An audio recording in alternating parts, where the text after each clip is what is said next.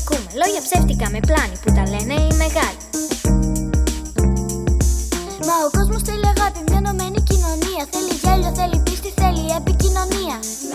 Μια τέχνη στην ουσία είναι η επικοινωνία. Όλοι εσείς που κι ανοίξτε, ανοίξτε τα μάτια, ανοίξτε πια. Πώς να επικοινωνείτε θα σας μάθουν τα παιδιά. Μία κόλλα και μελάνι, άσπρο μαύρο μόνο φτάνει. Στίχους φτιάξτε, λόγια πλάστε, την αγάπη σας εκφράστε. Μια τέχνη στην ουσία είναι η επικοινωνία.